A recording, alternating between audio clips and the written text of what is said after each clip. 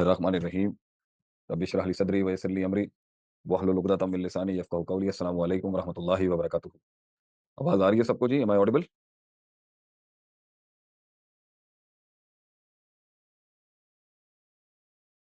Can everybody hear me? अच्छा, last time आपने ये चीज़ समझ ली थी कि एक है कि अफ़राद से सिस्टम बनता है और एक ये फ़िक्र है कि सिस्टम पे काम करने के बाद अफ़राद पे काम होगा। देखें, लास्ट टाइम भी हमने ये एस्टेब्लिश किया था कि दुनिया में जो भी काम होता है ना, वो अफ़राद पे किया जाता है और इस्लाम की अंदर पूरे दीन की हर चीज़ हर किसी पर एप्लीकेबल नहीं है।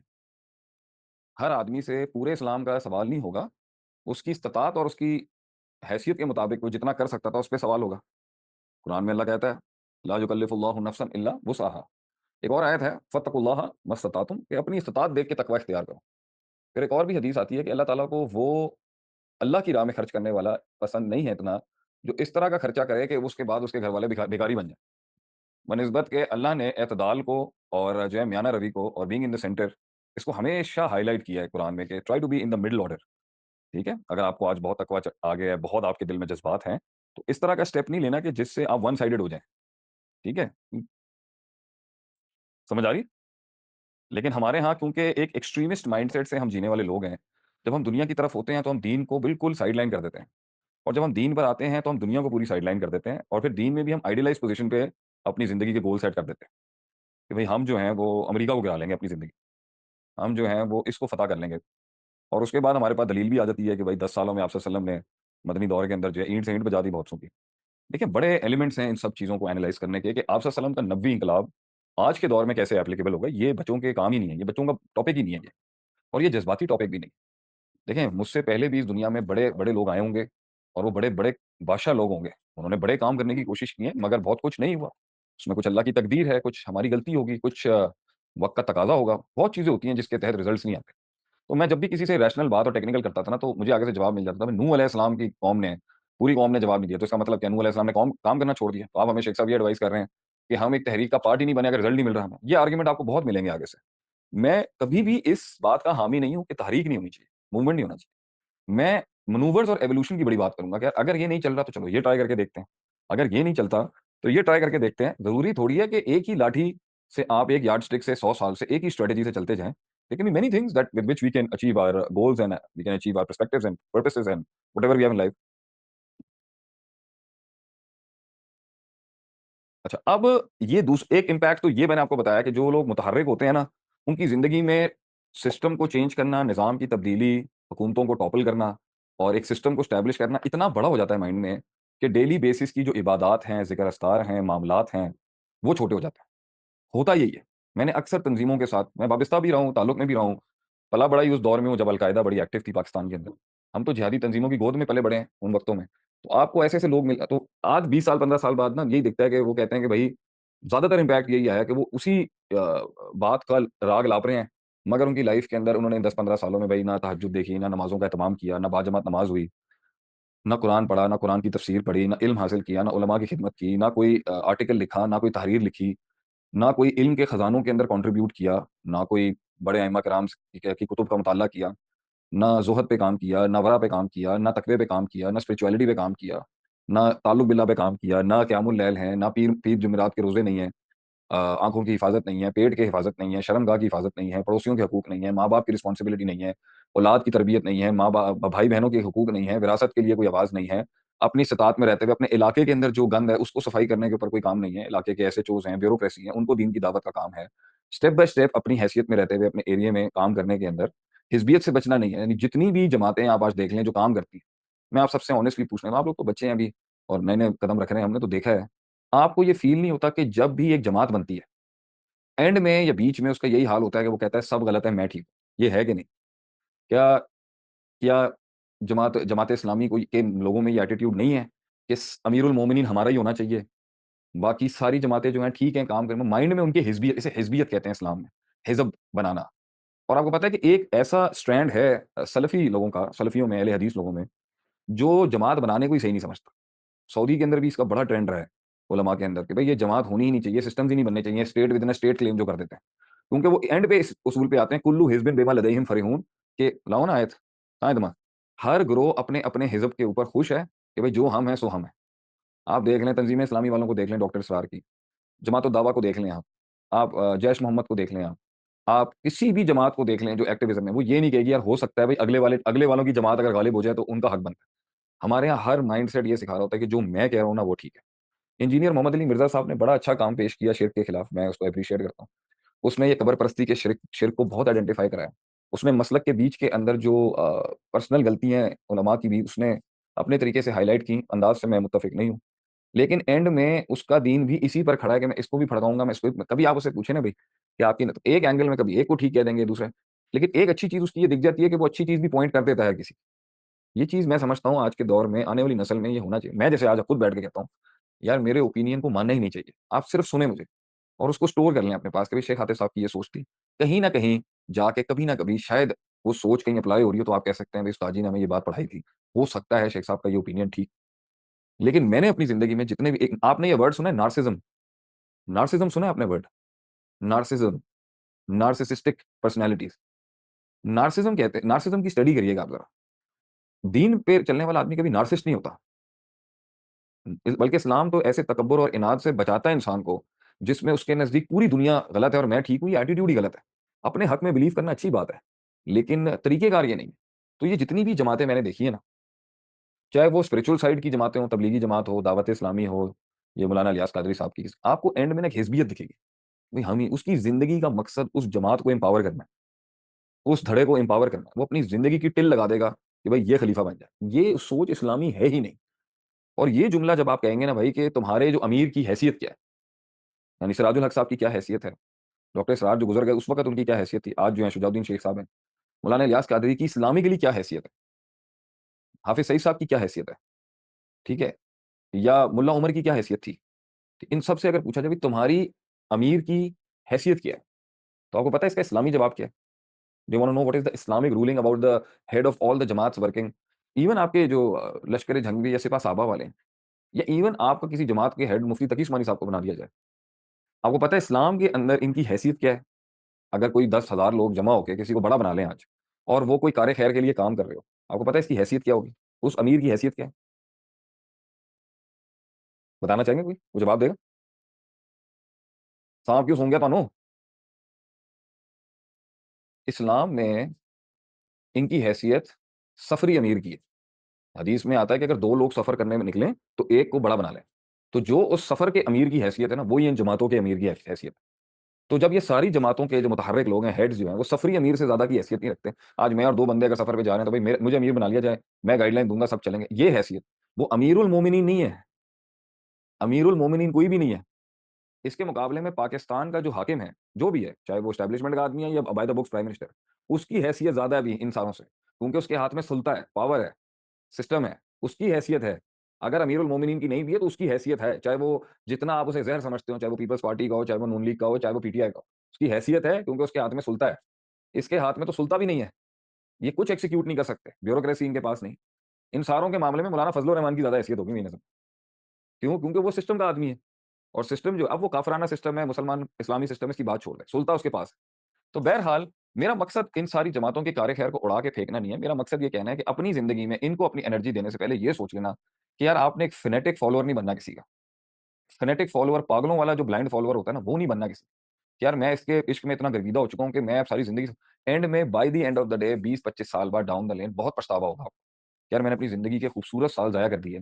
इन लोगों की तहरीक के अंदर रुक के मैं उसके बीच में इल्म पढ़ सकता था, दीन पढ़ सकता था। ठीक है? अपने नामा-ए-अमाल को ठीक कर सकता था। ठीक है? मैं हलाल रोज़ी की मेहनत कर सकता आप देखें इन सारों का स्ट्रक्चर ज़कात पे खड़ा ही नहीं खड़ा। आज जितना भी रिलिजियस सर्कल है, ज़कात बेस्ड है या नहीं? ये self sustainable personal entrepreneurial model ही नहीं ला सके कोई, इस्लामिक सिस्टम। इनकी जितने भी सिस्टम्स हैं, हमारे मदारिस हैं, हमारी जमातें हैं, इनके पास personal self sustainable entrepreneurial model ही नहीं है कोई, सिर्फ़ मिदरार के पास।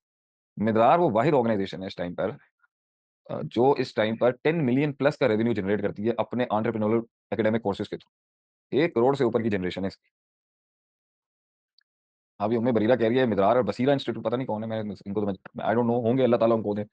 मगर उसका पता नहीं कितना बड़ा स्केल है, तो मिदरार की तो 70-75 लाख की तो तनख्वाहें हैं सिर्फ।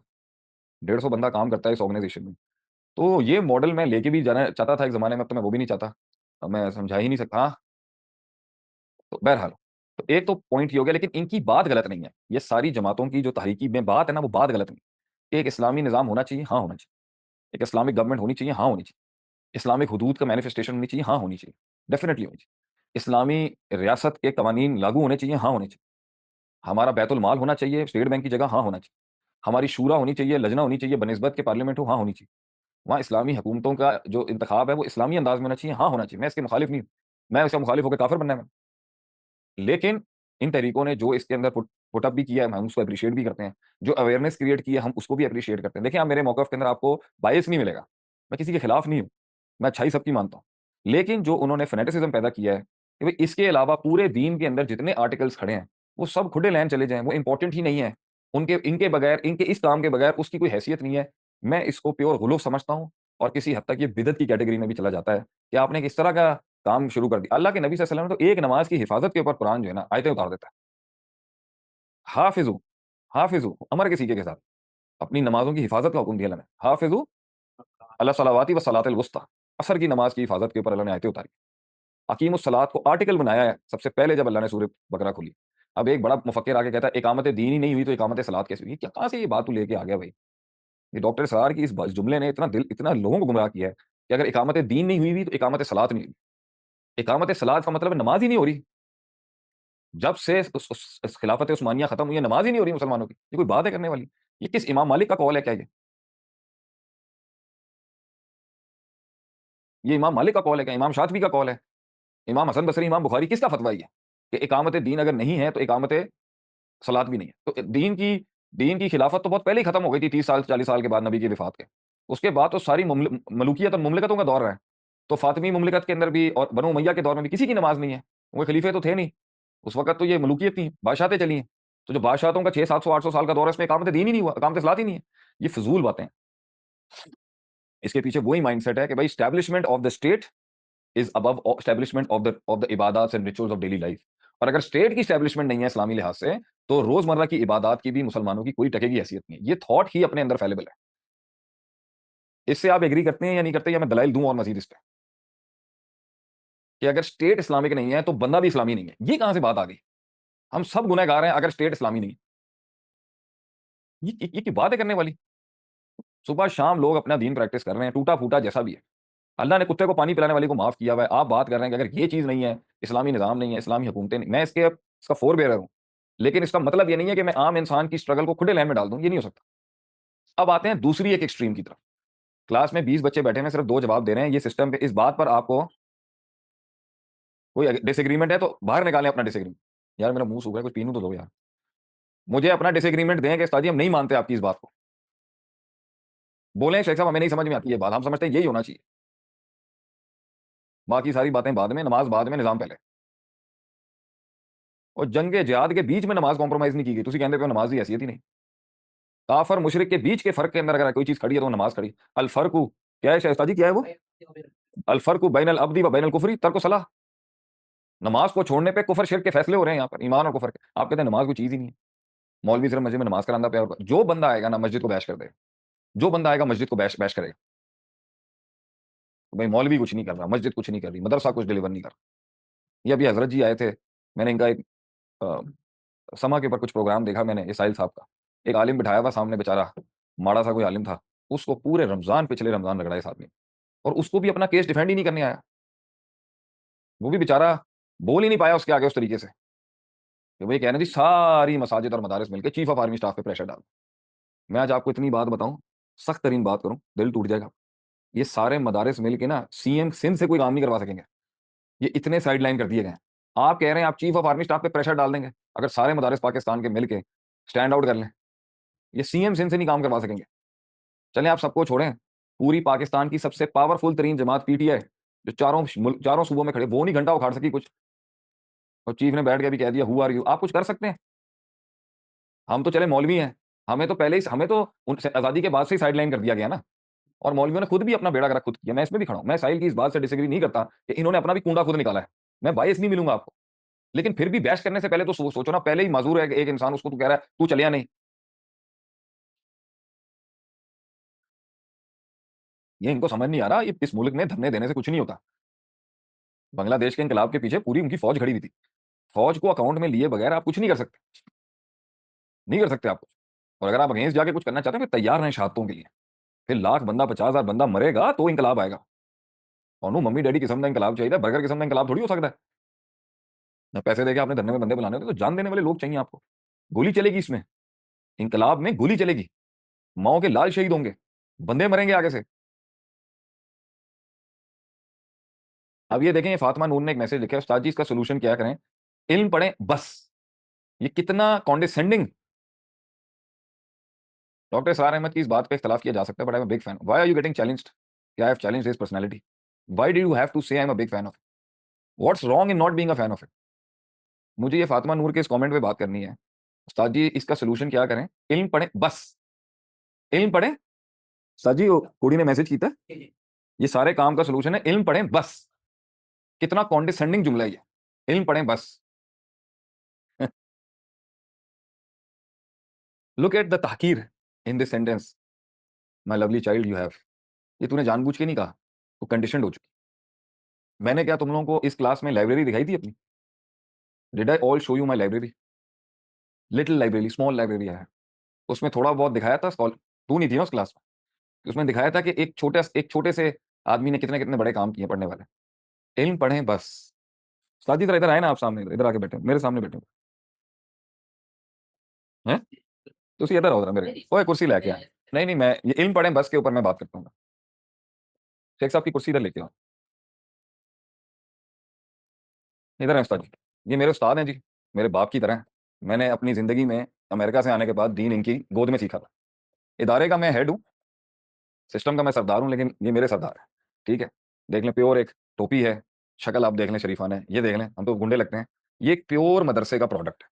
ये एक सराइकी खानदान के आदमी है और बहुत गरीब घर के शख्स, आज भी गरीब हैं, गुर्बत से ज़िंदगी गुजार रहे हैं। 5 बेटियाँ हैं इस आदमी की। इस शख्स ने उस मदरसे से इल्म पढ़ा है जहाँ पर नमक का पानी, नमक का पानी पी के एक शागिर्द आलिम बनता है। जलालपुर पीर वाला, नाम भी नहीं सुना होगा आप लोगों ने, आप तो बड़े लोग हैं। जलालपुर पीर वाला से शेख साहब ने बहुत बड़े कद-आवर आलिम से, जिनका नाम सुल्तान महमूद, उनसे उनकी दस्ते शफ़क़त में और शेखुल हदीस उस्ताद रफ़ीक असरी की दस्ते शफ़क़त में इन्होंने इल्म पढ़ा। गरीब तरीन हालात में नमक का पानी पी-पी के पेट खराब जिसमें हो जाता था, ये किताबें पढ़ते थे वहाँ पर। वहाँ से निकले, कराची पहुँचे। कराची पहुँच के इस शख्स ने, इस हस्ती ने 8 साल का जो दरस निज़ामी का एक फ़ॉर्मेट है आलिम बनने का, उसमें अभी चुप करो सारे बैठ के, अभी मैसेज नहीं करना। ये इल्म पढ़ें बस जो है ना, इस मैसेज ने आप कटिया खड़ी कर देनी है इंशाल्लाह। तो मैं कहता हूँ ना, उस्ताद ऐसा हो जो ज़िंदगी भर के लिए किल्ला ठोक दे आज। तो बहरहाल ये सारी तहरीकों को, और जो फैन ऑफ डॉक्टर इसरार भी बैठी है ना, उसको भी हम बताते हैं कि बाप, सिस्टम के बाप किसने बनने हैं। ये इनकी मैं बताता हूँ। बहरहाल इन्होंने फिर सर जी कितने साल पढ़ा? 8 साल। 8 साल वहाँ पढ़ा, जी। फिर कहाँ पढ़ा? फिर तो कराची में पढ़ा ना, फिर आप कराची अभी आए। तक पढ़ रहा हूँ, अभी तक पढ़ रहा हूँ। अभी तक पढ़ रहे हैं अभी आप? पढ़ रहा हूँ। अल्लाह अल्लाह आपको खुश रखे। अभी तक कह रहे हैं मैं पढ़ रहा हूँ। मैं आपको बताता हूँ इस शख्सियत का, काबिलियत क्या है इसकी। अच्छा पहले तो ज़रा जो है ना, हम बैठ के इन बच्चों को बताते हैं जी, कि एक 8 साल के करिकुलम में, निसाब में जी, हम क्या-क्या पढ़ते हैं, और उसमें किताबों के नाम मैं आपसे पूछता जाऊँगा, जी, और वो एक-एक किताब जो है कितने सफ़हात की है जी, और उसमें कितनी बहसें हैं। आज अगर एक इस्लामी निज़ाम भी आएगा, जी। तो ये बच्चे चूज़े काकों को लगता है कि ये उँगलियों के इशारे पे इस्लाम नाफ़िज़ हो जाएगा। ये मुझे बताएँ कि दरस निज़ामी में कितने कुलिये होते हैं? कितनी फैली? कुलियतुल हदीस है, नहीं, नहीं, आप ये बताएँ कि जैसे एक हो गया आपका उसूल फ़िक़्ह, उसूल फ़िक़्ह है, उसूल उसूल हदीस हदीस है, है, ग्रामर है, ग्रामर है। तफ़सीर है, हदीस है, तारीख़ है, सीरत है, लुग़त है, वरासत है, तफ़सीर है, हदीस है, ग्रामर है, उसूल फ़िक़्ह है, उसूल हदीस है, अच्छा, मंतिक़ अच्छा, है, मैं फ़लसफ़ा है। मंतिक फ़लसफ़ा जी, जी। बस ये मुझे बताएँ साहब जी कि आपका सबसे ज़्यादा पसंदीदा सब्जेक्ट ग्रामर है? ग्रामर और ग्रामर और हदीस, हदीस। हदीस। अच्छा ये बताएँ कि अरबी सीखने के लिए जी, जी। क्या ज़रूरत है? अगर आज पाकिस्तान का एक बहुत बड़ा आदमी, बड़ा उनका नाम है, बड़ा हल्का, वो कहता है उर्दू का तर्जुमा पढ़ लें हम, जी, जी। तो ये जो मदरसे में 3600 घंटे हम अरबी पढ़ते हैं, जी, जी। 3600 घंटे, जी, जी। इससे बगैर तर्जुमा पढ़ के काम हो जाएगा। क्या नहीं, कहते हैं आप? ऐसा नहीं हो सकता, ऐसा नहीं हो सकता। ग्रामर पढ़नी पड़ेगी, लुग़त के ऊपर मुकम्मल उबूर हासिल हो और फिर तफ़सीर, हदीस, फिर दीन का वो काम कर सकता है, फिर आगे बढ़ सकता है। अच्छा आप महसूस कर रहे हैं कि शराफ़त इतनी है कि उस शराफ़त से पब्लिक को मसाला चाहिए ना। तो शेख साहब ये बताएँ इतनी सादगी क्यों है आप? थोड़ा शशका, थोड़ा ज़रा लैंड क्रूज़र्स, हमारी तरह ज़रा थोड़ा लोग जिस तरह, हम तो बंदे ठीक नहीं है ना। जी, जी। इतनी शराफ़त, इतनी सादगी की क्यों अपनाई दी आप? सादगी से बचपन से सादगी से सीखी है। नहीं थोड़ा-सा मदरसे थोड़ा-सा फैशन हो जाता, थोड़ी ਜਿਹੀ अंग्रेज़ी ਤੁਸੀਂ ਬੋਲ ਲੈਂਦੇ, ਥੋੜਾ ਜਿਹਾ ਲੋਕਾਂ ਨੂੰ ਨਾ ਇਹ ਚੀज़ ਬੜੀ ਅਟਰੈक्ਟ करती है। ਕਹਿੰਦੇ ਨੇ ਕਿ मौलवी ਜਿਹੜੇ ਨੇ ਨਾ बड़े सादा मिजाज लोग। जी, उलमा होते ऐसे हैं, उलमाए किराम होते ऐसे हैं, सादा मिज़ाज होते हैं और वो इस तरह के जो दुनिया का प्रोटोकॉल और दुनिया की आसाइशें, इन चीज़ और ये अल्लाह ताला असल दलील अपनी साबित करना चाहते हैं कि देखो ये उलमाए किराम जो मुआशरे का एक जो है वो कमज़ोर तबका जिसको लोग कमज़ोर तबका समझते हैं, देखो ये हमारी हुज्जत पूरी हो चुकी है। उलमा ऐसे होते हैं और शुरू से इसी तरह चले आ रहे हैं। नहीं आज जिस मुहद्दिस की सीरत का, ज़िंदगी का आप मुताला करें, मसलन इमाम बुखारी हैं। इमाम बुखारी रहमतुल्लाह अलैह या बाकी मुहद्दिसीन वो सब इसी तरह सादा लोग थे। ऐसे नहीं थे कि जो है वो इस तरह की दुनियादारी, दुनिया की आसाइशें, दुनिया की राहतें और दुनिया ये तो बिल्कुल नहीं वो भागते थे इन चीज़ों से। अच्छा, असल जो है वो क्या है, हाँ, वो यानी सादगी के साथ जो है वो आप जो है लेकिन वो दुनिया ਜਿਹੜੀ है ना इंप्रेस नहीं ਹੁੰਦੀ ਹੁਣ ਸਾਦਗੀ ਦੇ ਨਾਲ ਹੁਣ ਤੁਸੀਂ ਕੀ तो ਕਰੋਗੇ? यही यही तो इम्तिहान है ना, यही तो लोगों का इम्तिहान है नहीं कि ਤੁਸੀਂ ਤੁਸੀਂ ਤੁਸੀਂ जी, ਰੁਕੋ ਨਾ ਉਸताद जी ਸਾਨੂੰ ਥੋੜੀ ਜਿਹੀ ਬਦਤਮੀਜ਼ੀ ਕਰਨ ਦਿਓ ਨਾ जी, ਤੁਹਾਡੇ जी। ਨਾਲ ਮੈਂ ਕਹਿ ਰਿਹਾ जी, ਕਿ जी। ਲੋਕੀ ਤੁਸੀਂ ਥੋੜਾ ਜਿਹਾ चेंज नहीं हो सकते दुनिया ਦੇ वास्ते? नहीं फिर दुनियादारी आ जाएगी ना, फिर अगर इस तरह की चलें चलें कोई दुनियादारी आ मसला नहीं जाएगी। वो हमारा तो खैर मिज़ाज नहीं है। चलें छोड़ें ये इसको मेरा एक चलें ज़ाती छोड़ें चलें ज़ाती इल्म पढ़ें बस पर बात बस करते हैं। इल्म पढ़ें, नहीं नहीं इल्म वो पढ़ें। किसी ने कहा है ना बस इल्म पढ़ें जी, जी। तो मैं जरा बस इल्म की बात अच्छा ये जी, जी। बताएं उसूल फिका पर कितनी किताबें बहुत सारी किताबें उसूल फ़िक़्ह पर देखिए अज़ीज़ तलबा जो ग्रामर है, ग्रामर पर इतनी किताबें हैं, कवाइदुन-नहव है, कवाइदुस-सर्फ़ है, इल्मुन-नहव है, इल्मुस-सर्फ़ है, अबवाबुस-सर्फ़ है, हिदायतुन-नहव है, काफ़िया है, शरह इब्न अक़ील है, शरह जो है जामी है, इतनी किताबें अल्फ़िया हैं, इतनी किताबें सिर्फ़ ग्रामर के ऊपर अल्फिया इब्न मालिक अल्फ़िया इब्न मालिक है। तो अगर एक शख़्स इतनी किताबें पढ़ता है और उसूल फ़िक़्ह के ऊपर मुकम्मल अच्छा महारत आप ये बताएं हासिल करता आप है देखें ना स्पीड में देखें ना जी, थोड़ी जी। तमाज़ा चाहिए जी, जी। इन्हें बताएं कि ये जो आपने नाम लिए हैं जी, जी। ये अगर आगे से कहें कि एक छोटी सी किताब पढ़ा दो एडी किताबें पढ़ने की लोड़ है हर किताब का अपना फ़ायदा है, हर किताब के अंदर ज़्यादा इल्म होता है। अच्छा इल्म सर्फ की कितनी कितनी किताबें देखिए इल्म सर्फ़ के अंदर तो इल्म सर्फ़ है, नाम बताएं अबवाबुस सर्फ़ है, किताबुस सर्फ़ है, तमरीरुस सर्फ़ है, इसी तरह इल्म सीगा है, ये बड़ी किताब है। ये और इल्म सीगा के बाद फ़ुसूल अकबरी है। फ़ुसूल अकबरी तो ऐसी किताब है कि बंदा उस किताब को देख के डर जाए, ऐसी किताब है फ़ुसूल अकबरी। हाँ जी, वो तो पढ़ ही नहीं सकते, इस दौर के अंदर कोई पढ़ने वाला नहीं है। अज़ीज़ तलबा लोग चले गए, वो फ़ौत हो गए, सही सही सही जो समझ फ़ुसूल अकबरी पढ़ते थे। समझ रहा हूँ। अच्छा ये जी, बताएं जी। कि ये अभी इनके सर से ऊपर से जब उसने कहा ना इल्म पढ़ें बस जी, जी। तो मैं अच्छा ये बताएं उस्ताद जी ये ठीक है हदीस का फ़न है। नहीं नहीं हदीस से नहीं आना जी, जी। तुसी ये दसो कि ये बलागत पे कितनी किताब बलागत के ऊपर बड़ी किताबें हैं, अल अदब के नाम से अच्छा है। ये अच्छा, बलागत अभी ये सारी ना अरबिक की कुतुब चल रही हैं जी, जी। जो 8 साल में नमक का पानी पी के और फिर हमने भी अमेरिका से आके जूतियां खा के जो जूतियां उठाई है ना ये सिर्फ और सिर्फ अरबी ग्रामर की किताबें हैं इसका एक सफा अगर आप देख लेना तो आपको 10 दिन नींद नहीं आएगी इतनी मुश्किल किताब है मसला ये दाम नहीं है अल एक सेकंड ये बलागत भी अरबी का ये एक इल्म है अरबी पहले का नहव की किताबों के नाम लिए नहव को इंग्लिश में कहते हैं सेंटेक्स जी, जी। सर्फ को कहते हैं मॉर्फोलॉजी और अब बलागत पे जरा नाम सुने जरा अब देखिए अल बलागा के ऊपर बहुत सारी किताबें हैं। अल अदब अल अरबी के नाम से है, अल अदब के नाम से है, बलागतुल वादिया के नाम से है, तरकीजुल मिफ्ता तलखीसुल मिफ्ताह की मैंने शरह की है, तलखीसुल मिफ्ताह की। तलखीसुल मिफ्ताह का एक सफ़ा अज़ीज़ तलबा कोई शख़्स हाल ही नहीं कर सकता। ये जितना जो है बोले बोले बोले लीडरान के नाम लिए ना शेख आतिफ़ साहब हाफ़िज़हुल्लाह ने, आज मैं जो कुछ हूँ इनकी मेहनत से है इन्होंने। मैनू छड्डो तुसी अपनी गल शेख आतिफ़ साहब हाफ़िज़हुल्लाह ने जिन-जिन के जो है नाम लिए, इनसे कहो कि तलख़ीसुल मिफ्ताह का एक पेज तो हल करके दिखाएँ, एक पेज, उसको पढ़ के दिखाएँ उसको। ऐसी-ऐसी किताबें हैं। फिर उसके 3 जो हैं उसके अंदर हैं, इल्मुल मानी है, इल्मुल बदी है, इल्मुल बयान है। अज़ीज़ तलबान ये इतना इल्म जो है गहरी चीज़ है। फिर इसके अच्छा बाद अच्छा एक मुख्तसरुल मानी है। मुख्तसरुल मानी मुझे लगता है कि किसी ने नाम भी नहीं सुना होगा, मुख्तसरुल मानी का, शरह जामी काफ़िया। क्या बात अज़ीज़ तलबा मैं आपको लोगों को एक बात बताऊँ कि काफ़िया पढ़ाने वाले जो उलमा हैं ना, मुदर्रिसीन, टीचर, काफ़िया पढ़ाने वाले, वो फ़ौत हो चुके हैं। लेकिन मदरसों की इस वक़्त सूरत हाल ये है कि चूँकि काफ़िया पढ़ाने वाला कोई आलिम दीन नहीं है, किताब हटा दो। इन हिसाब से किताब को हटा दो। काफ़िया इतनी गहरी किताब है। नहव कह के, मिसाल कहकर पूरे उसूलों की तरफ जो है वो करते हैं। ये सिर्फ़ मैंने आपको 3 फ़न बताए अच्छा हैं। अच्छा आगे चल अच्छा जी, ये बताएं ये तो 3 फन हो जी, गए जिसमें आपने मेरे जी, ख्याल से कोई 22 किताबों के जी, नाम जी, लिए जी, जी। इसी तरह आप हदीस की अच्छा तरफ आएँ। आ रहे हैं जी, मुझे जी, पता है आपका ब्लड प्रेशर हाई हो गया है यहाँ पे अच्छा ये बताएं उस्ताद जी कि अभी हम हदीस पे नहीं जाएंगे जी, जी। ये बताएं विरासत पे जाते हैं। उसूल फिक़्ह में कितनी किताबें उसूल फ़िक़्ह के अंदर देखिए एक तो बड़ी किताब है अब्दुल करीम ज़ैदान की अल वजीज़ के नाम से 2 साल में मदीना यूनिवर्सिटी के अंदर ये किताब पढ़ी जाती है 2 साल के अंदर। हम अल्हम्दुलिल्लाह 6 माह के अंदर ये कोर्स मुकम्मल करा देते हैं। क्या बात अब्दुल करीम ज़ैदान की किताब का जो अल वजीज़ के नाम से किताब बड़ी शानदार किस्म की किताब है। इसी तरह किताब बिदायतुल मुस्त बिदाया है, बिदाया में तो खैर फ़िक़्ह है, मज़ाहिब अरबा की वो बहुत किताब अच्छी है। बात बिदाया मज़ाहिब अरबा की किताब है, मसलक हनफ़ी, शाफ़ी, हम्बली ये इसके ऊपर वो किताब है हनफ़ी मसलक के ऊपर चारों मज़ाहिब बयान करते हैं। इमाम तिरमिज़ी रहमतुल्लाह अलैह भी मज़ाहिब के ऊपर उन्होंने बड़ा काम किया है। इसी तरह जो है कौन-सा फ़न? ये उसूल फिक़्ह उसूल फ़िक़्ह, उसूल शाशी ये वो उसूल किताब है शाशी क्या बात जिसके अंदर हनफ़ी उसूल फ़िक़्ह हैं, हनफ़ी उसूल फ़िक़्ह हैं। इसी तरह अज़ीज़ तलबा ये जो उसूल शाशी है, बड़ी शानदार किस्म की क्या है किताब है, जिसमें उसूल हनफ़ी है वो बयान हुए हैं। इसी से उसूल करख़ी है, उसूल उसूल करख़ी एक क्या बड़ी किताब है। फिर एक और किताब है जिसके अंदर 13 उसूल हैं, हनफ़ियों के 13 जो है उसूल हैं। इसी तरह मौलाना सनाउल्लाह अमर रहमतुल्लाह अलैह की किताब है उसूल फ़िक़्ह पर एक नज़र, उसूल फ़िक़्ह के नाम से। इसी तरह उसूल फ़िक़्ह पर एक नज़र आसिम आसिम हद्दाद हद्दाद की जो की है वो किताब है, वो बड़ी शानदार किस्म की अच्छा किताब ये है। बताएं उसूल हदीस में क्या-क्या किताबें पढ़ी उसूल हदीस के ऊपर देखिए तदरीब रावी, आहा उसूल हदीस के ऊपर देखिए क्या किताब है अपना इस्तिलाहात मुहद्दिसीन ये मेरे उस्ताद से शेख सुल्तान महमूद साहब अलैहि रहमा उनकी लिखी हुई किताब है। उसूल हदीस के ऊपर शरह नुखबतुल फ़िक्र है, बड़ी शानदार हाफ़िज़ इब्न हजर रहमहुल्लाह की किताब है। इसी तरह उसूल हदीस के ऊपर अल्फ़ियतुल हदीस है। ये 1000 अशआर के ऊपर मुश्तमिल किताब है। अल्फ़ियतुल हदीस कोई बंदा इसको हल नहीं कर सकता। अल्फ़ियतुल हदीस को इतना जामे, गहरी और बड़ी वसी किताब है अल्फ़ियतुल हदीस के नाम से। उसूल हदीस के ऊपर बहुत बड़ा काम है, यूनिवर्सिटियों के अंदर बड़ा काम है, मदारिस के अंदर भी बहुत बड़ा काम है, लोगों ने इसके ऊपर बाकी बहुत उसूल कुछ लिखा हदीस है। के ऊपर आप हाँ जी। मदारिस से हट के कोई कुतुब के नाम बताएँ। अभी इन 1400 सालों में उसूल हदीस पर जो बड़े-बड़े कदावर लोगों ने किताबें लिखी इस हैं, पर तो बहुत मुकद्दमा इब्न सलाह हो गई। मुकदमा वैसे तो शेखुल इस्लाम इब्न तैमिया रहमतुल्लाह अलैह ने इसके ऊपर बड़ा काम किया। अज़ीज़ तलबा देखिए, उसूल हदीस सही है, सही लिगैरिही, हसन लिज़ातिही, हसन लिगैरिही, मारूफ हदीस क्या है, ज़ईफ हदीस क्या है, मुरसल हदीस क्या है, मुअद्दल हदीस क्या है, मुनक़ता हदीस क्या है, मुरसल हदीस जो है वो क्या है, क्या बात मुरसल हुज्जत होती है, नहीं होती, मुरसल खफ़ी क्या है। अज़ीज़ तलबा इसी तरह जो है मरफ़ू हदीस क्या होती है, मौकूफ़ हदीस क्या होती है, मक़तू हदीस क्या होती है, असर जो है वो क्या होती है। ये सारा जो है वो क्या है उलूम है। आदाब शरह क्या होते हैं, आदाब सामी क्या होते हैं। यानी मैं आपको पूरा जो जरा तारीफ जरह तादील के उसूल वो एक अलग फन है। यानी मुहद्दिसीन किस-किस मुहद्दिस के ऊपर जरह है, किस-किस मुहद्दिस की अदालत है, कौन-सा मुहद्दिस सेका है, इस पर फिर और बहुत बड़ा काम है।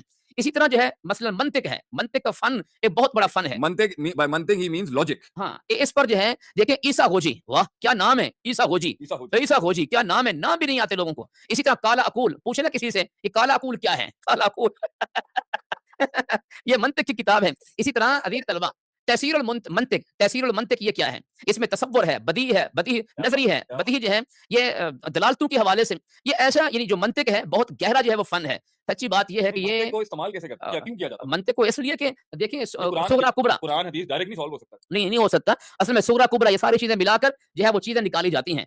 यानी अच्छा हदीसों चलें के चलें अल्फाज चल से। चलें आप ये बताएँ, माशाल्लाह ये तो हो गया। हदीस की कितनी कुतुब हैं जो मदरसे में पढ़ते हदीस बुखारी पढ़ते हैं, मुस्लिम पढ़ते हैं, नसाई पढ़ते हैं, तिरमिज़ी पढ़ते हैं, इब्न माजा पढ़ते हैं, बुलूगुल मराम पढ़ते हैं, मिशकातुल मसाबी इतनी बड़ी किताब है मिशकातुल मसाबी 4 साल लग जाते हैं मिशकातुल मसाबी को पढ़ते हुए।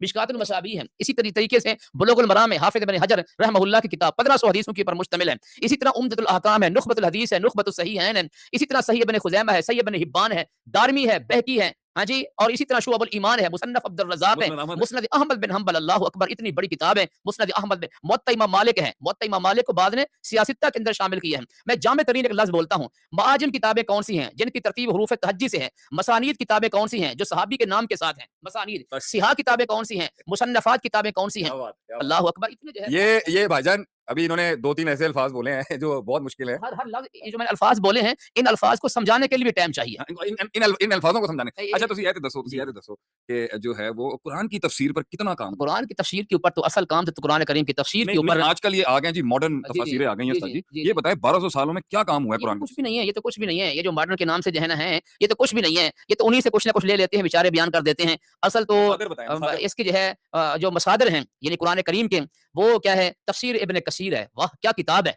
तफ़सीर इब्न कसीर को आप पढ़ें, अरबी ज़बान के अंदर ये किताब है। मैं कहता हूँ कि इन्होंने एक दफ़ा जो है पढ़ी भी नहीं होगी, देखी भी नहीं होगी किताब नहीं देखी तफ़सीर तो होगी, इतनी तो देखी होगी, आम है, पढ़ी नहीं इतनी होगी। कसीर आम है और कोई नाम बताएँ। तफ़सीर इब्न कसीर है, तफ़सीर जलालैन है। इतनी बड़ी किताब है जलालैन, जलालैन अल्लाहु अकबर। अज़ीज़ तलबा उसको पढ़ने के लिए बड़ा इल्म चाहिए। मैं हमेशा शेख आतिफ़ साहब हाफ़िज़हुल्लाह से कहता हूँ कि अल-गैब के ऊपर बहसें जलालैन वाला करता है। बैज़ावी को देखें, बैज़ावी अल्लाहु अकबर! बैज़ावी ऐसी किताब है क्या कि उसको आप पढ़ें जो है आप पढ़ते चले जाएँ, इतना उस किताब के अंदर जो है वो क्या इल्म है। सूरतुल फ़ातिहा के 13 नाम बताए हैं इमाम बैज़ावी रहमतुल्लाह अलैह ने। तफ़सीर बैज़ावी बहुत बड़ी किताब है, तफ़सीर जलालैन बहुत बड़ी किताब है, तफ़सीर इब्न कसीर बहुत बड़ी जो है वो किताब तफसीर है। कुर्तुबी, तफ़सीर कुर्तुबी जो है ये बहुत बड़ी वो किताब है। एक आयत के अंदर 22-22 मसले। तफ़सीर कुर्तुबी बहुत बड़ी जो है वो क्या है तफसीर तबरी। तफ़सीर तबरी है। तो ये तफ़ासीर के ऊपर तो बहुत बड़ा काम किया हमारे सलफ़ सालिहीन ने अरबी ज़बान के अंदर। फ़िक़्ह के ऊपर कोई किताबें बताएँ। फ़िक़्ह के ऊपर अच्छा अल्लाह ये बताएँ 1400 सालों से जितनी भी इस्लामी हुकूमतें टूटी-फूटी रहीं, जी, जी। उसमें जो काज़ियों ने फ़तवे दिए हैं, जी, जी। मैं जु बता रहा बता जुडिशल बेंच बता उसके बारे में बताएँ ज़रा। देखिए, जो कादियों ने फ़तवे दिए हिदाया पढ़ें। हिदाया हिदाया जो है ना, ये फ़िक़्ह हनफ़ी की मोतबर किताब है, हिदाया। जिस तरह हम कहते हैं ना कि बुखारी के बगैर बंदा आलिम नहीं बनता, ऐसे ही वो कहते हैं कि हिदाया के बगैर बंदा फ़िक़्ही नहीं बनता। बंदा उसको फ़िक़्ह आ ही नहीं सकती। अज़ीज़ तलबा शरह जो अपना ये हिदाया है ना, 4 हिस्सों के ऊपर मुश्तमिल है, 4 उसके वॉल्यूम है उसके। उसको आप जो है वो देखें। शरह विकाया देखें। शरह विकाया क्या बड़ी शानदार जो है वो किताब है। क्या हुआ? इसी तरीके से आप जो है ना मालिकियों की बि किताब बि बताएँ। बता रहा हूँ, बिदायतुल मुज्तहिद को उठाइए। हिदायतुल बिदायतुल मुज्तहिद इमाम इब्न रुश्द। ये जो है हम्बली मज़हब की किताब है, फ़िक़्ह हम्बली की बिदायतुल मुज्तहिद जिसमें चारों मज़ाहिब जो है मौजूद हैं, फ़िक़्ह, हम्बली, हनफ़ी, शाफ़ी ये सारे मसालिक मौजूद हैं। आप बिदायतुल मुज्तहिद को उठाएँ, उसको आप पढ़ें। इसी तरह से जो है वो ये फ़िक़्ह सुन्नह है। फ़िक़्ह सुन्नह बहुत बड़ी किताब है। सैयद साबिक़ रहमतुल्लाह अलैह की किताब है, मदारिस में पढ़ी जाती है। अच्छा, उसमें किताबुत तहारा की फ़िक़्ह अलग है, किताबुस सलात की फ़िक़्ह अलग है, किताबुन निकाह की फ़िक़्ह अलग है, किताबुल ज़कात की फ़िक़्ह जो है वो अलग है, किताबुल हज की फ़िक़्ह जो है वो अलग है, किताबुल बुयू की फ़िक़्ह जो है वो अलग है। क्या इल्म है! ये फ़िक़्ह सुन्नह जो है ज़रूर पढ़नी चाहिए। शेख इसी साहब तरह फ़िक़्ह के ऊपर जो है ना और भी कुदूरी है। हुज़ूरी कुदूरी बड़ी किताब है, कुदूरी शानदार, मैंने काफ़ी अर्सा पढ़ाई है कुदूरी, 3 साल पढ़ाता रहा हूँ कुदूरी। कुदूरी मोतबर किताब है फ़िक़्ह हनफ़ी की, फ़िक़्ह के हवाले से। फ़िक़्ह के ऊपर और बहुत बड़ा जो हम माल की, जैसा कि शेख साहब ने जी, जैसे शेख साहब ने फरमाया है कि जो मालिकी जो है फ़िक़्ह है, उसकी जो किताब है मुवत्ता इमाम मालिक है। मालिकी की हदीस भी है, साथ में फ़िक़्ह भी है। इमाम मालिक रहमतुल्लाह अलैह की फ़तावे भी क्या है मौजूद हैं। मैं कहता हूँ, मेरा दावा है कि मुवत्ता इमाम मालिक का किताब अल बुयू कोई बंदा हल करके दिखाए। कोई हल करके दिखाए, हम इंशाल्लाह हल करके दिखाएँगे। कोई हमारे सामने मुवत्ता इमाम मालिक का किताब अल बुयू लेकर आए हमारे सामने, शाम होने से पहले पूरी पढ़ा दूँगा, पूरी। लेकिन कोई पढ़ा नहीं सकता। शेख साहब एक एहसान हम पर और कर दे, एक एहसान हम पर और कर। जी, जी। या तू कुरान की एक आयत ले, तू कुरान जी, की एक आयत लेके आ। मैं आज चाहूँगा शेख साहब सारे उलूम से एक आयत खोलनी है। एक एक जो है एक आयत लेके आ। एक आयत आप लेके मुझे बताएँ कोई आपकी मर्ज़ी की कोई कोई कोई एक आयत लेके हम चाहेंगे शेख साहब अभी तलबा ये बताएँ कि आप खुश हो रहे हैं हमारी बातों ये से पूछ रहे हैं इसको साइड से रख दो, साइड से रख दो। हमारे उस्ताद पूछ रहे हैं आप खुश हो रहे हैं इन बातों से या आप ऐसे ही कह रहे हैं जी या परेशान हो रहे हैं आप लोग? शेख साहब परेशान हो गए ने वो मैं उन्हें रिलैक्स करा दूंगा। तुसी 1 सेकंड रुको ज़रा। तू कुरान दी एक आयत लेके आ पुत्र। मैं कहता आयत मैं सिलेक्ट करता हूँ। कोई भी आयत करीमा, कोई भी दिखा मैं आयत जी, सिलेक्ट कर जी, पूरे तुसी ये जितने उलूम आपने बताए ना ये सारे उलूम आपने अप्लाई करने हैं इसके लिए। हैं? तू लेके आ। ये बहुत एक्सपेंसिव है, इतना ज़्यादा वॉल्यूम्स हैं, हमें कैसे पढ़ें ओनली बुखारी। वो पैसे ते आ गई हो। वो कहती है फीस आती बुखारी। पहले तू नियत कर इल्म पढ़न दी, तू पैसे ते चली गई हो। बात सुन तू लेके आ या अय्युहल्लज़ीना आमनू इज़ा कुमतुम इला सलाति फगसिलू वुजूहकुम व अयदियकुम इलल मराफ़िक। सूरह माइदा की आयत लेके आ सबके सामने। अभी शेख साहब आप शुरू नहीं करिए। शुरू ना करूँ? अभी आप रुक जाइए। ऐसे शुरू हो रहा नहीं अभी भी है। देखे बगैर देखे देखे बगैर शुरू हो गए। तू सूरह माइदा की आयत लेके आ, सबके सामने लेके आ। या अय्युहल्लज़ीना आमनू इज़ा कुमतुम इला सलाति फगसिलू वुजूहकुम व अयदियकुम इलल मराफ़िक वमसहू रऊसकुम वअरजुलकुम इलल काबैन। खेती करना, ये इसका यही मसला है। ये लास्ट टाइम भी हुआ था। छोड़ दे उसको तू। मैं ऐसे इसको करता छोड़ नहीं शेख साहब तुसी छोड़ो। कॉपी पेस्ट करवा किसी से। इसी को बोलें ये आयत दे। तू तू मैसेज के अंदर नहीं कर सकता। इसको स्क्रीन शेयरिंग ना कर। ये आयत लेके आए कोई। सर जी आपको साजी इल्म दा समंदर कहती पई हो। हूँ। हां माशाल्लाह। ਅਸੀਂ ਮੰਨਿਆ ਹੈ ਸਾਜੀ ਅਸੀਂ ਤੁਹਾਨੂੰ ਮੰਨਿਆ ਅਸੀਂ ਤੁਹਾਨੂੰ बारिक ਮੰਨਿਆ तू मैसेज में लेके आ जा इन ये सूरह माइदा की छठी आयत है या अय्युहल्लज़ीना या अय्युहल्लज़ीना आमनू इज़ा कुमतुम इला सलाति फगसिलू वुजूहकुम साजी तुसी आप पढ़ लो जी, जी। साजी लिख के नेम्स भेजिएगा इतने नाम हैं कि नाम ही याद नाम बेटा जो तूने जुमला लिखा था ना कि बस तुझे किताबों के नाम सीखने के लिए ना कम से कम 3 साल लग जाएंगे इतना इल्म है इस दुनिया के अंदर पूरी आयत लाता ना उम्मे बरीरा ले आइए ना उम्मे बरीरा वाली लेके आ तू पूरी आयत लेके आ गया थे साजी जी, या अय्युहल्लज़ीना आमनू इज़ा कुमतुम इला सलाति जो तो मैं ਤੁਹਾਨੂੰ ਕਵਾਂਗਾ ना जी, जी। आप इस पे घोड़े चला दें इल्म के अपने जी, जी। इन बच्चों को पता चले कि ये आजकल के जो जी, जी। इल्म बस जो किया गया है ना हाँ जी। इल्म की होता है साजी जी, इल्म की चलो जी बिस्मिल्लाह जी या अय्युहल्लज़ीना आमनू इज़ा कुमतुम इला सलाति फगसिलू अगर कुछ मैं ऐड करना चाहूंगा मैं एंड हाँ, पे गुस्ताखी करना जी, चाहूंगा जी। अभी तलबा देखिए, या अय्युहल्लज़ीना आमनू, अब ये आयत करीमा पूरे कुरान से इस एक आयत करीमा का इंतखाब किया है शेख साहब हाफ़िज़हुल्लाह ने। अब मैं इसके हवाले से बताता हूँ, मैं तैयारी करके नहीं आया, देख के जो है मैं नहीं आया इस आयत करीमा को, अचानक ही है। इसको इल्म बदी बोलते हैं। आपका इल्म भी ऐसा होना चाहिए कि इल्म बदी होना चाहिए। आपको बुलाया जाए, आप उसी वक़्त जो है वो इल्म अपना पेश कर दें। अब देखिए, या अय्युहल्लज़ीना आमनू, इसमें या क्या चीज़ है? या हर्फ़ निदा है। हर्फ़ निदा 5 होते हैं, या, अया, हया, अई, हमज़ा मफ़तूहा, 4 होते हैं। फिर इस या की तफ़सीर है, या करीब का होता है। चलिए इसमें मैं मज़ीद गहराई में नहीं जाता। नहीं अय्युह बोले आप नहीं, अय्युहा और हा, ये हा क्यों है? हा बराए तंबीह है। या और हा के बीच में अय्युहा लेकर है। अच्छा, अय्युहा क्यों लेकर आए हैं? यहाँ अय्यतुहा क्यों नहीं लेकर आए? क्योंकि अल्लज़ीना मुज़क्कर आया है, इसलिए या अय्यु मुज़क्कर आ गया। हा बराए तंबीह है, इसका और कोई मकसद नहीं है। ज़मीरों के हमेशा मर्जे होते हैं, लेकिन हा का यहाँ पे कोई मर्जे जो है वो नहीं है। अल्लज़ीना ये इस्म ज़मीर से मुराद प्रोनाउन जी, ਅਸੀਂ बैठे हैं ना ट्रांसलेट करना जी। जी साजी अल्लज़ीना आमनू ये इसमें मौसूल है। अल्लज़ी अल्लज़ी का ये जमा है, ये मुज़क्कर के लिए है। अल्लज़ी, अल्लज़ानी, अल्लज़ीना, अल्लती, अल्लाती, अल्लवाती, अल्लाई। इसी तरह अल आमनू ये सेला बनता है अल्लज़ीना का। ये आपको ये जो मैं सेला बोल रहा हूँ, ये चावलों का सेला नहीं है। ये जो है ना, ये अल्लज़ीना का सेला है। आमनू जमा मुज़क्कर गायब है, फ़िल माज़ी मारूफ़ है। आमन, आमना, आमनू। आमन युमिनु ईमान, बाब इफ़ाल बनता है। अम्न से ये निकला है। अम्न इसका जो है रूट वर्ड है, ये मादा है इसका, आमनू। फिर ये जो है, ये अमन, ये महमूद अल-फ़ा कहलाता है ग्रामर के एतबार से, सर्फ के एतबार से महमूद अल-फ़ा है। क्योंकि हमज़ा फ़े महमूद अल-फ़ा भी होता है, महमूद अल-ऐन भी होता है, महमूद अल-लाम भी होता है। ये महमूद अल-फ़ा है। फिर आगे जो है ये वाव जमा की अलामत है। वाव के आगे अलिफ आया हुआ है। आपको मैं बता सकता हूँ कि जो अलिफ है ना, ये अलिफ क्यों आता है? इसलिए कि वाव आतिफ़ा के आगे अलिफ नहीं आता, वाव जमा के बाद जो है अलिफ आता है। इस अलिफ ने फ़र्क कर दिया कि ये वाव जमा का है, ये वाव अत्फ़ का नहीं। सिर्फ़ जो वाव होता है, ये 3 किस्म का होता है अज़ीज़ तलबा, सिर्फ़ वाव। एक वाव जमा का होता है, एक वाव अत्फ़ का होता है, एक वाव मा के माने में होता है, जो मफ़ऊल माहू के साथ आता है। वो एक अलग बहसें हैं। आप परेशान हो जाएँगे कि किस किस जिन को हमारे सामने बिठा दिया है। इज़ा कुंतुम, ये इज़ा ज़र्फ़ है। ज़र्फ़ की बहुत सारी किस्में हैं। इज़ होता है, इज़ा होता है, ऐना होता है, ऐना और इसी तरीके से क़ब्ल, बाद, तहत, फ़ौक़, क़ुद्दाम, ख़ल्फ़, अय्याना और ये उसमें इज़ा भी है। इज़ा ज़र्फ़ के लिए आता है, जब भी, जब, जिस वक़्त। ज़र्फ़ 2 किस्म का होता है, ज़र्फ़ ज़मा होता है, ज़र्फ़ मकान होता है। कुम ये जमा मुज़क्कर मुख़ातब है, फ़िल माज़ी मारूफ़ है। काम यकूमु क़ियाम, ये खड़े होने के माने में आता है। क़ियाम, ये कौम, क़ाफ़, वाव, मीम, इसका क्या है? मादा है। ये जो तुम ज़मीर है, ज़मीर मरफ़ू मुत्तसिल है। ज़मीरों की 6 किस्में होती हैं। ज़मीर मरफ़ू मुत्तसिल है, मुनफ़सिल है, मनसूब मुत्तसिल है, मनसूब मुनफ़सिल है, मजरूर मुत्तसिल है, मजरूर बइज़ाफ़त है। इस मकाम पे ज़मीर मरफ़ू मुत्तसिल है और जमा के लिए है। ज़मीर मबनी होती हैं। अच्छा, मबनी क्या चीज़ है? ये आपको फिर पढ़ाया जाएगा कि मबनी जो है वो क्या होता है। हाँ जी, जो ज़मीर अपने जगह इराब ज़ाहिर नहीं करती, वो मबनी होता है। कुम तुम। फिर आगे इला है, ये इला हरफ़े जर है। हुरूफ़ जारा 17 होते हैं। बाउ, ताउ, काफ़, लाम, वाव, मुर्ज़, मुद, खला, रुब्ब, हाशा, मिन, अदा, फ़ी, अन, हत्ता, इला। ये हुरूफ़ जारा 17 होते हैं। उनमें से एक इला है। खुद इला के 2 मानी होते हैं। एक माना तक और तरफ का होता है। एक माना इला का मा यानी साथ के माने में होता है। जब तुम खड़े हो नमाज़ की तरफ। अस्सलाती मजरूर, जर क्यों है? अच्छा, मजरूर को मजरूर भी कहते हैं, मकसूर भी कहते हैं। पेश को मरफ़ू भी कहते हैं, मज़मूम भी कहते हैं। ज़बर को मनसूब भी कहते हैं, मफ़तू भी कहते हैं। अजी तलबा, यहाँ तक काफ़ी है। मैं तो फिर आगे इतना पढ़ाऊँगा कि आप फिर परेशान हो जाएँगे। ये जज़ाक इल्म है। माशाअल्लाह, जज़ाकल्लाह खैर, बारकल्लाह फ़ीकुम उस्ताद जी। तुसी माशाअल्लाह जूस पियो ते बैठो उत्ते इंशाअल्लाह ताला शेख साहब। माशाअल्लाह, अल्लाह तुहानू खुश रखे। बहुत तुसी आप सब मेरे लिए दुआ किया करें, हम नहीं, नहीं, सब के मैं लिए आपके दुआ लिए किया दुआ करें। कहूँ, आप हमारी बारकल्लाहु फ़ीकुम, हम अकरमकुमुल्लाह, हय्याकुमुल्लाह, बारकल्लाह, सल्लमकुमुल्लाहु जमीअन। माशाअल्लाह, माशाअल्लाह, माशाअल्लाह, माशाअल्लाह। Would you like to guys share some words with me here? How was the show? कैसा लगा आपको हमारा शाहकार? हाँ? क्लास वाले जवाब देना, 19 लोग बैठे हैं। यही आयत लेके आओ। तो जी मैं अब आपके इल्म को हुन मैं अंग्रेजी च करांगा इन्हां नू। ये बताना चाहता हूँ कि इल्म का एक समंदर जब एक कारतूस तैयार करता है तो वो क्या काम कर सकता है जो मैं तुम लोगों के लिए कर रहा हूँ।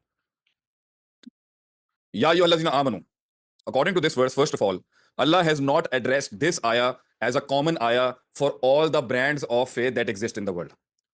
जब अल्लाह कहता है या अय्युहन नास, उससे मुराद काफिर भी होते हैं, मुसलमान भी होते हैं, मुनाफिक भी होते हैं। लेकिन जब स्पेसिफिकली व्हेन द आयah addresses या अय्युहल्लज़ीना आमनू, तो ये मुसलमानों के लिए खास होती है। ये आम आयत नहीं है, पहली बात। या अय्युहल्लज़ीना आमनू, ए ईमान वालों, ये एड्रेस है। जो उन्होंने कहा ना कि ये जो या है, या अय्युहा में जो या है, इसे कहते हैं पार्टिकल ऑफ कॉलिंग।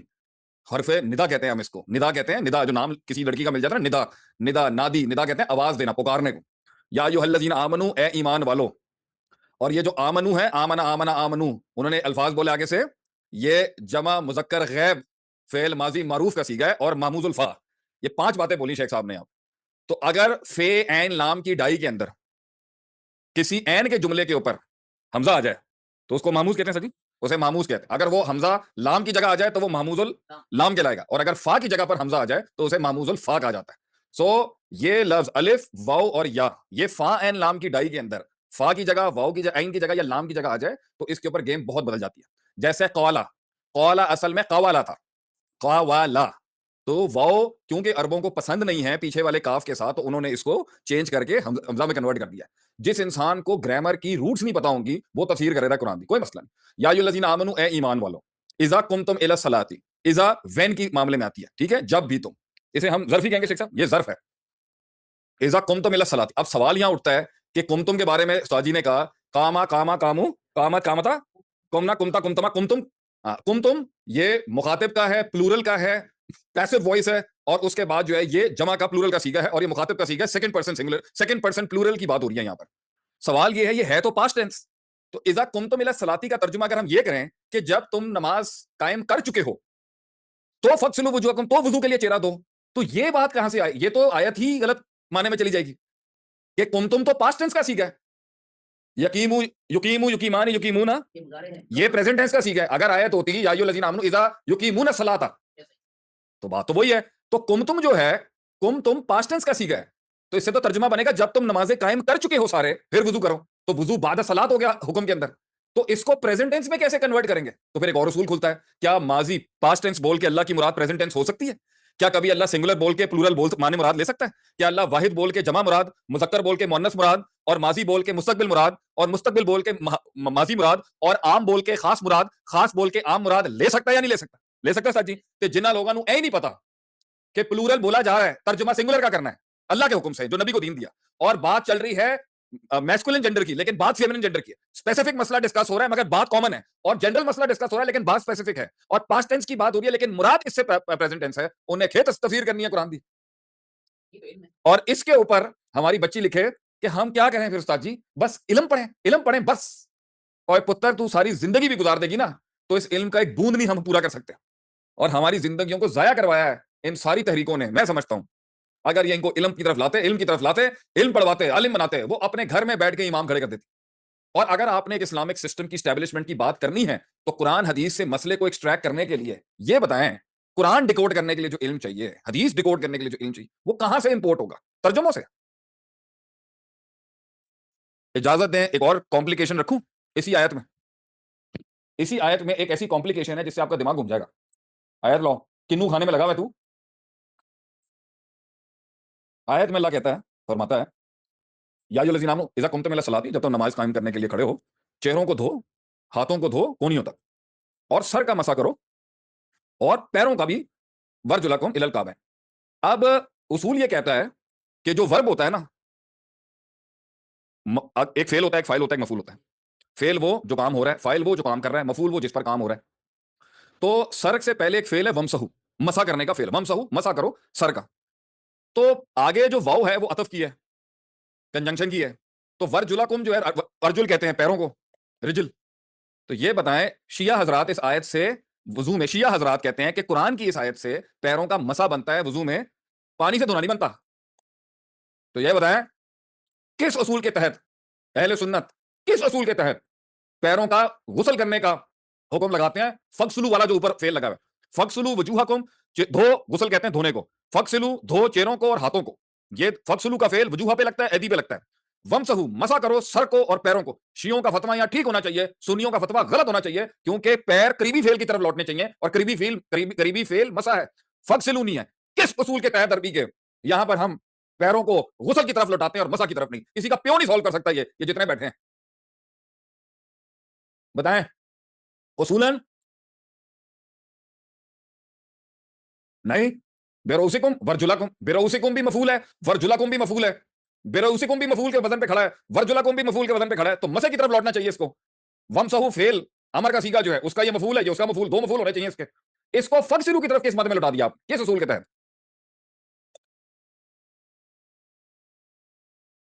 फंस गए ना साजी।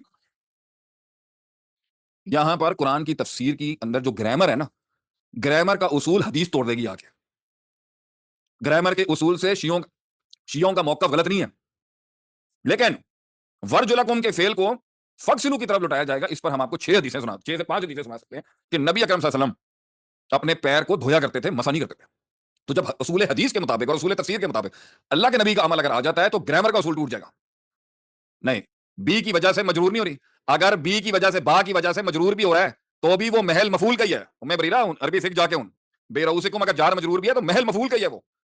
कहने का मेरा मतलब ये है, बात तो मैंने आज जाके तस्किया नफ्स की करनी थी कि इस्लाम के अंदर स्पिरिचुअलिटी की तरीके होनी चाहिए थी कि लोग अल्लाह से जुड़ें। निजाम की भी होनी चाहिए थी, मैं इसके खिलाफ नहीं हूं, लेकिन पूरे इस्लाम को साइड में कर देना, ये कह के कि सिस्टम स्टैब्लिश नहीं हुआ तो कुछ नहीं। तो ये बताएं इस सारों के अंदर जिंदगी खपाने से अच्छा नहीं है कि आप कुरान हदीस का 10 सालों में इल्म पढ़ लें? और अल मिदरार वो काम कर रहा है, और दूसरे इंस्टीट्यूट की तरह मैं उनके लिए भी दुआ खैर करता हूं कि पब्लिक इन उलमा से जुड़ जाए। बताएं क्या ये मनहज गलत है?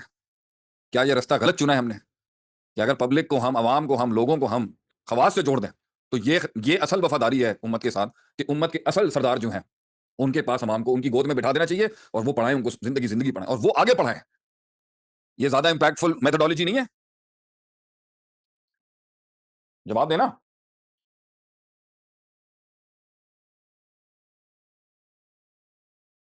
बात सिर्फ अरबिक की नहीं है। ये जो मसला आया हुआ है ना, ये उसूल फिका का मसला है, फिका का मसला है, तफसीर का मसला है। अभी तुम लोगों ने बहुत पढ़ना है। ये 2 साल के सफ़ा में तो हम तुम्हें एक डोरवे खोल रहे हैं तुम्हारे लिए कि तुम लोग आगे बढ़ो इसके अंदर और अपनी जिंदगी जाया ना करो। इंशाल्लाह अगली क्लास में फिर पर्सपेक्टिव खोलेंगे, यही इस्लामिक पर्सपेक्टिव हैं जो हम पर्सपेक्टिव खोल रहे हैं कि इस डोमेन में आ जन्नत की आला तरीन महफिलें उलमा की होंगी, जहां एक एक कुरान की आयत डिस्कस हो रही होगी जन्नत में। जज़ाकुमुल्लाह खैर, अस्सलाम वालेकुम।